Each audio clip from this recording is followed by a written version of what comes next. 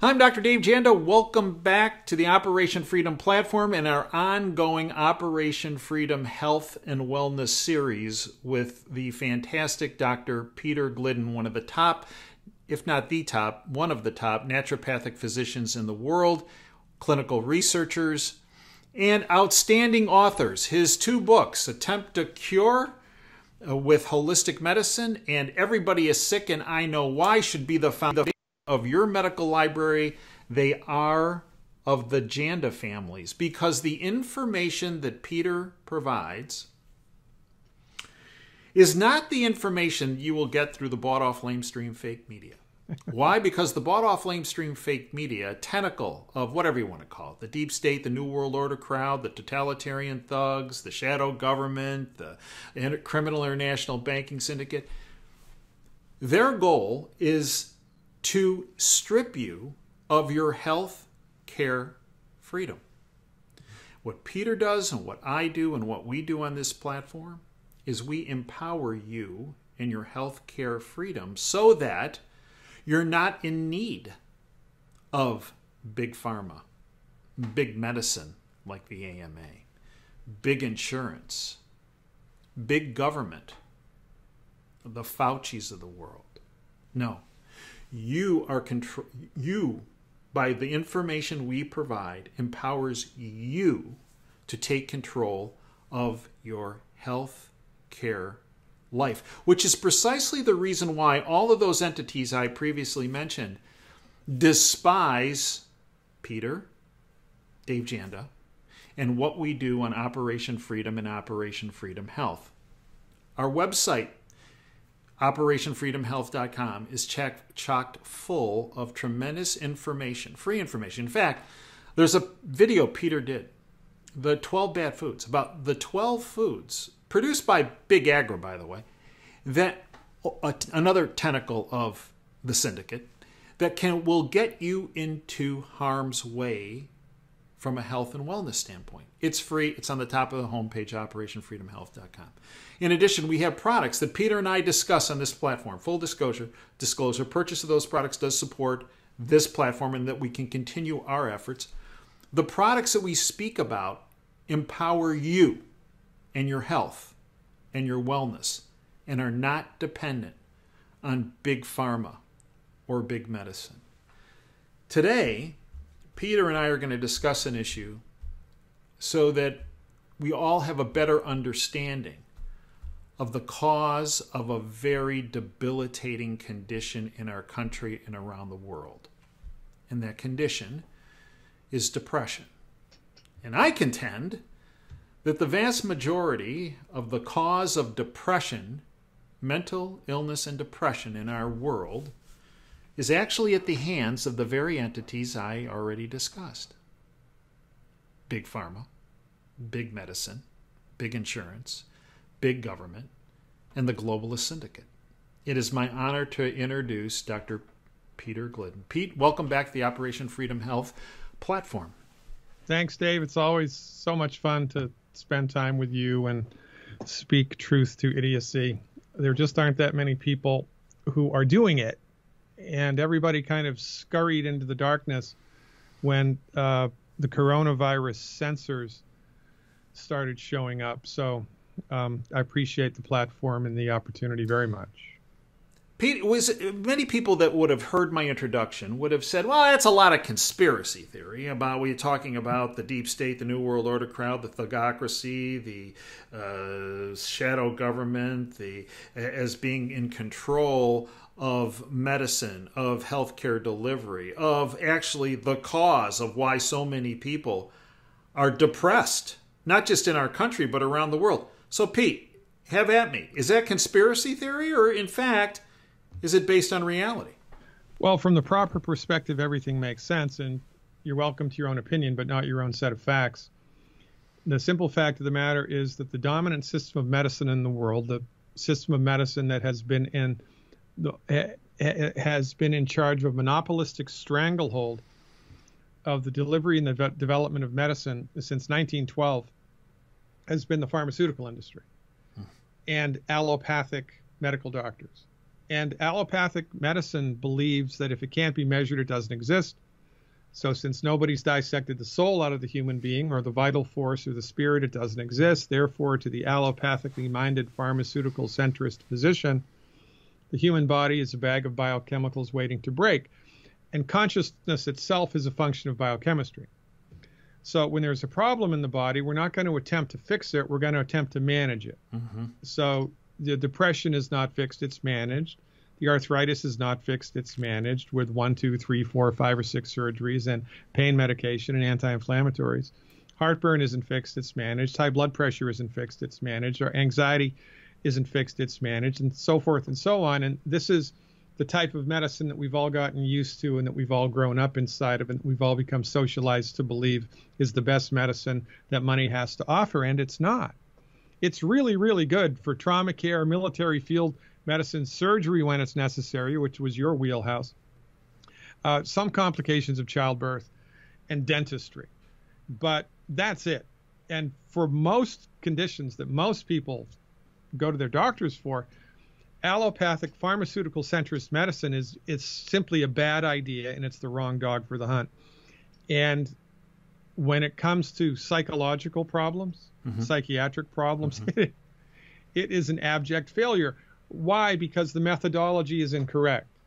I mean, if I believed that gasoline would put out fires, I would be out of luck, because every time I threw gasoline on the fire would get worse. And that's not a too far off metaphor for how psychiatrists, allopathic physicians understand the workings of the brain and consciousness itself. But allopathic doctors are trained to believe that biochemistry creates consciousness.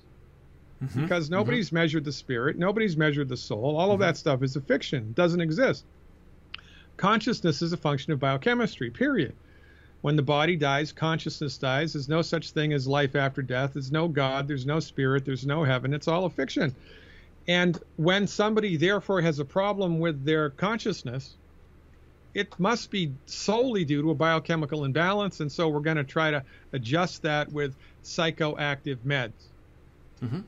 And how does that work? Well, according to the statistics here, selective serotonin reuptake inhibitors, so-called SSRIs, people might have heard about. Yeah, which is kind of the go-to for depression management. Since the year 2000, they've killed 901,203 people. 901,204, I'm sorry, it just went up a click. That's with just a normal prescription. That's not an overdose. That's not a reaction to it. It's just you take the medicine and it kills you. Or, interestingly enough, like what happened to Robin Williams, you commit suicide. Because one of the known side effects of antidepressants is suicidal ideation, especially in teenagers. It just messes with everything. And it's bad medicine. It's always been bad medicine. Antidepressant overdoses since the year 2000 have killed 90,000 people. And let's not overlook the fact that these medicines, I mean, look, thank God for lidocaine. Thank God for insulin. Right. I'm good with that. But antidepressants, you've got to be kidding me, because the antidepressants never get to the root cause of the problem. They just manage the biochemistry of the brain and then create side effects into the bargain. And because this is the only medicine that passes muster, this is the only medicine that's researched, this is the only medicine that's allowed by law to treat these conditions, when you get negative side effects, they're brushed aside. Oh, that's just part of the deal. Those are just unintended consequences. Life isn't perfect, and you just have to deal with it. And you know, next year we'll have a better iteration of the drug, which won't have any of those side effects. And this is how people think. I know. Well, right. This is how people think. And this is the situation that we live inside of. And then we have to consider into the bargain here the stranglehold that the pharmaceutical industry has on everything. Yep. And in my first book, Everybody is Sick and I Know Why, chapter 15, I think, is called Grinding My Axe. I talked about a study, a paper that was published by a guy named Dean Manders. and it was about the relationship between politics and Prozac. When Prozac was introduced in, I think it was the 1980s, the early 1980s. Don't quote me on that. The same week that Prozac was introduced into the market, the Food and Drug Administration banned the sale of L-tryptophan. Why? With L-tryptophan, which is a naturally occurring amino acid, stimulates the body to make a biochemical called serotonin. And when serotonin levels are high, you feel good, you're not depressed. Which is why we all feel good after we eat our Thanksgiving turkey. That's tryptophan. Oh, yeah. Right. So they introduced Prozac, which was a selective serotonin reuptake inhibitor. So what Prozac did was keep your body from wasting serotonin. So your body would make serotonin, and then it would get rid of it. You know, it would cycle it through its metabolic steps, and then there'd be serotonin, then there'd be no serotonin as part of the natural process. Well, the one class of antidepressant drugs stopped that. So the body makes serotonin, and then the serotonin sticks around, right? Well, perhaps a better way, a more common sense way, would be to give the body substances through which it can manufacture more serotonin. Well, but the only things that do that was not tryptophan. It was L-tryptophan. It's L-tryptophan that I'm talking about. Yeah. L-tryptophan that I'm talking about. Okay.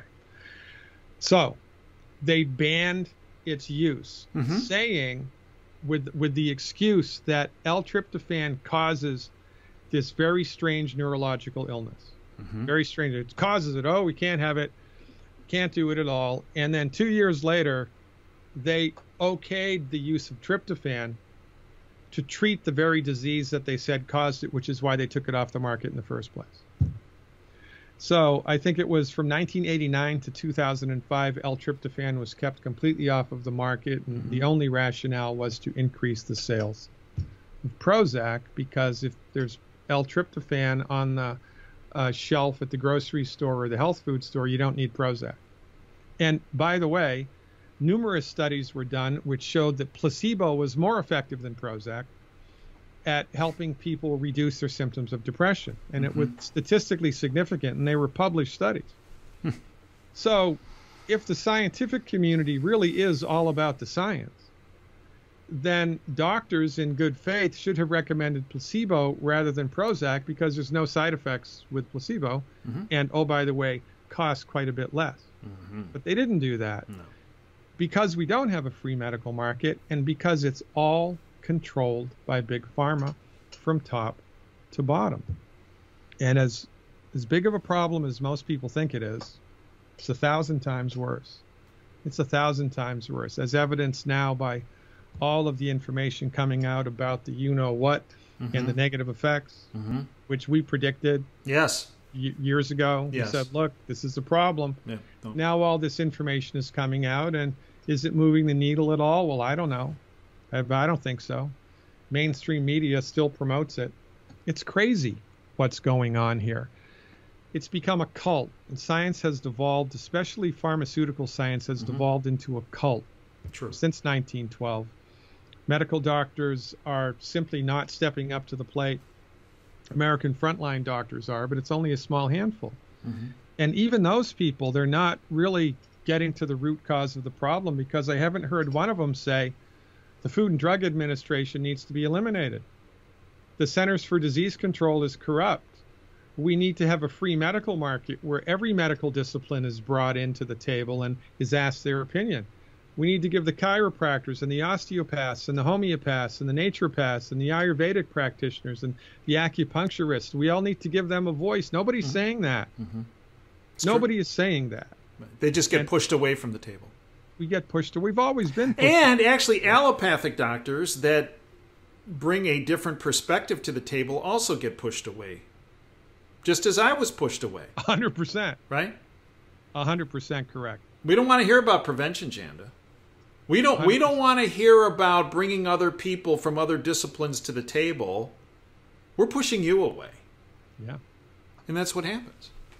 So Pete, depression has now become ubiquitous, and I believe purposeful. Another way of more easily stripping people of their freedoms and liberties is you make them fearful, you make them depressed. Okay, 100%. So let's address the issue of depression. So how should people address their depression from a non-big pharma perspective? That's an excellent question. So we fall back on natural law. Okay. And our understanding of how the human body works. And naturopathic maxims, the fundamental naturopathic maxim, which is based on an acute observation of natural law over hundreds of years, is that the human body is endowed by an invisible spiritual force which is running the show, and the human body knows how to fix itself. It wants to fix itself. It's trying to fix itself. Mm-hmm. Oh, there's things we need to do to keep the body healthy, right? We need to drink water, breathe in air, eat food, protect ourselves from the elements. You can't just walk around like Adam and Eve. It's not like that. There's things you have to do. Well, in order to secure optimal brain chemistry so that we're not inclined to become depressed even when life is pointing us in that direction, because everybody that we're surrounded by are just freaking idiots. One of the things we need to do is provide the body with the raw materials it needs to optimize its structure and function, which includes having the healthy and correct balance of chemicals in the brain, and then also hormones. So the primary mover here, the first fundamental thing to do, is to give the body all 90 essential nutrients, because these things are the foundation of health. They're the raw materials that the body needs in order to optimize its structure and function. And that's handled with the Healthy Foundation Pack. That's why it's called the Healthy Foundation Pack, because it gives you everything. In addition to that, if it's cold in the winter, you don't go outside in your bathing suit. You put extra clothes on, because there's extra things that you need to do to protect yourself against the cold. So when life stacks itself against you, and it's creating anxiety, and it's creating stress, and it's going out of its way to make you depressed, and rightly so, because, oh my God, I'm surrounded by freaking idiots all the time, and I can't believe that they can't see it for what it is. You've got to be kidding me. Really? You think that Trump really tried to, take over the Capitol? Really? You don't think that the election was stolen? You've got to be kidding me. Get your head out of the sand. I mean, it's just nuts being around people these days. So you got to take extra steps, the same way that you have to take extra steps when you go out in the cold.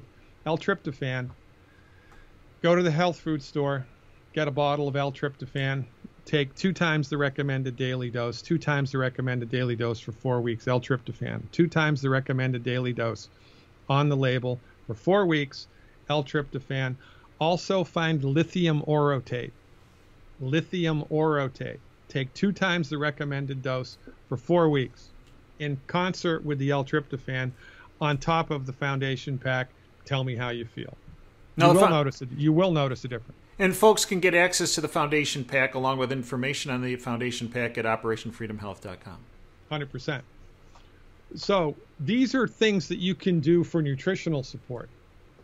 There's some other really interesting things to do. It's more difficult, though, but it's worth talking about. There was a very famous medical doctor who was a lot like you. She was a rebel. She was a groundbreaker. She talked about stuff that wasn't supposed to be talked about, and she got a lot of crap for it. Her name was Doris Rapp.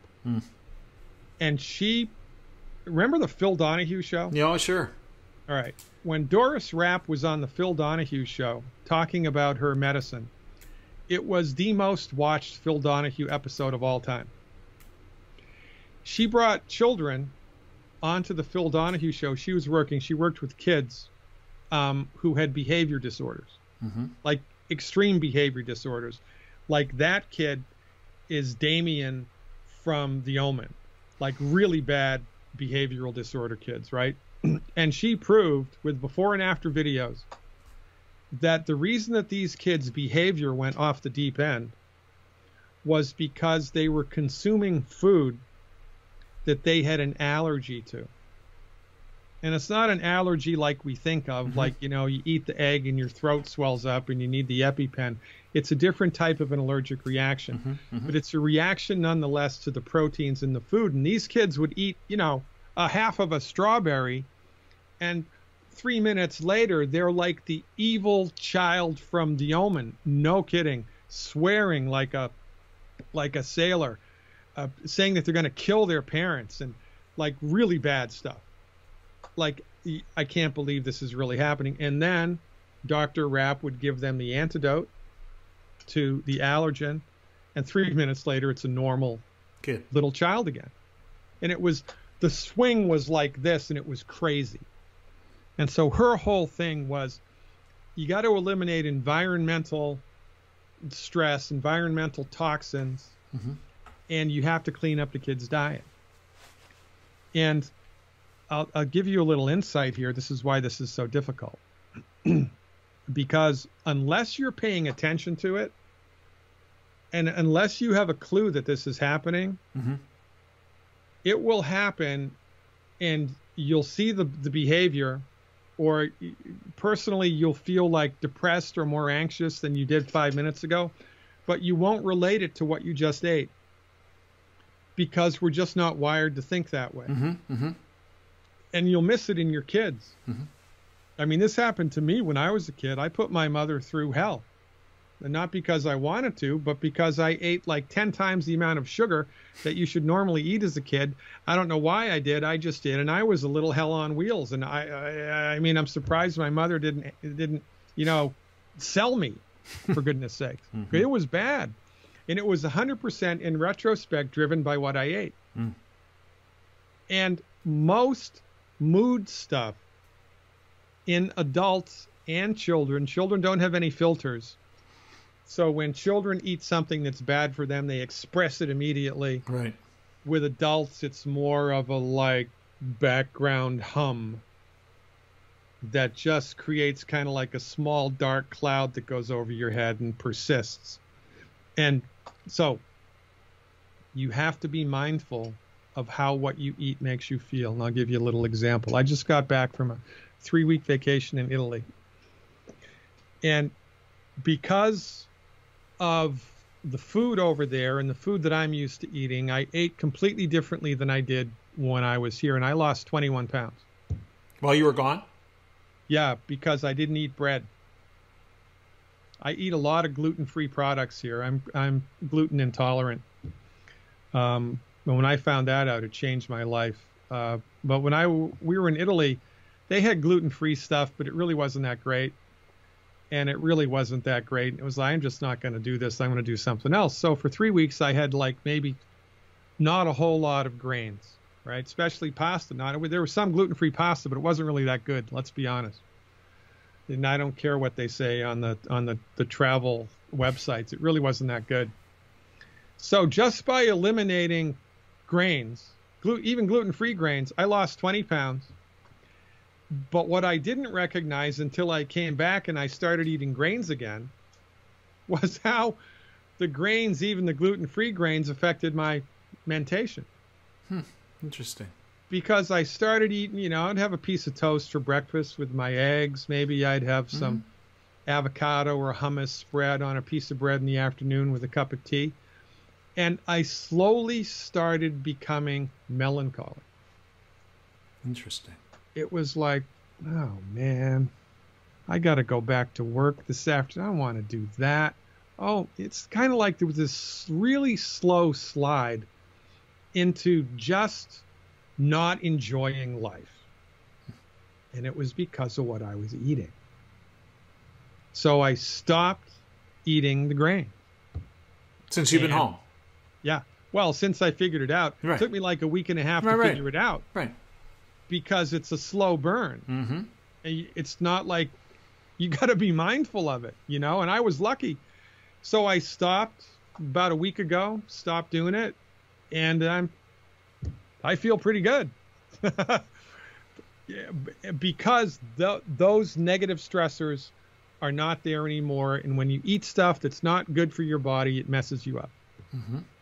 Oh, this is why one of the important points about our methodology is the elimination of the 12 bad foods. Mm-hmm. In addition to that, there is a blood test that my office offers. It's called the Carroll blood test, and it's a very esoteric test developed by Nikola Tesla, by the way. Interesting. Which analyzes your blood against different foods. And it will tell you, well, based on your blood report analysis, you really shouldn't eat fruit. Or you really shouldn't eat grains. Or you know what? You really shouldn't eat rice. You really shouldn't have anything made from cow's milk, whatever. And it's not a classical allergy. It's different. Mm-hmm. It's an intolerance. Mm-hmm. Mm-hmm. And you would never know it.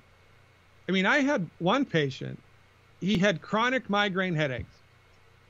And I did everything in the world that I could to fix it, and it didn't move the freaking needle once. And this guy, for whatever reason, because he had a whole history of digestive issues, he had evolved over the years into eating like a 90% fruit diet. This guy ate fruit like nobody's business. All organic. He's a wealthy guy. He could afford it. All organic. We did the blood test. He's intolerant to fruit. The fruit. Go figure. So he stopped eating fruit, and the migraine headaches went away in 4 days. Wow. Just like that. So diet, what you put down the hatch, has the potential to create bad juju. That's a medical term. Well, right, yeah. I can tell you with my arthritis, carbs. Yeah. When I find, it took me a while. I know I'm guilty. It took me a while to listen to my friend Pete. Went on the foundation pack, was on, he kept wanting to shove anti-inflammatories at me. My colleagues, Dave, you got really bad arthritis. You really got to, and I get it, right? And they were all trying to do the right thing for me, and nothing was working. They kept trying to up the dosage of the anti-inflammatories and the numbers of them. And finally I listened to my friend Pete, right? And I did the food thing, changed the food, right?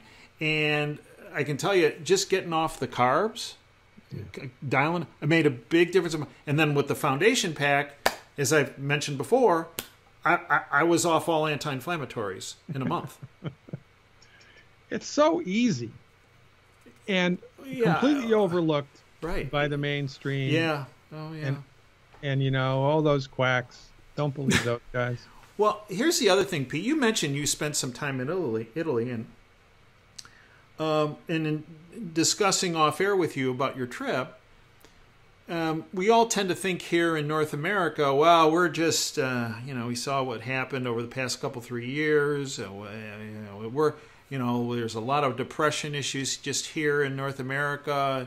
In fact, what you told me, and tell me if I interpreted this wrong, is that your experience with folks in Italy was that there's a tremendous amount of depression in Europe.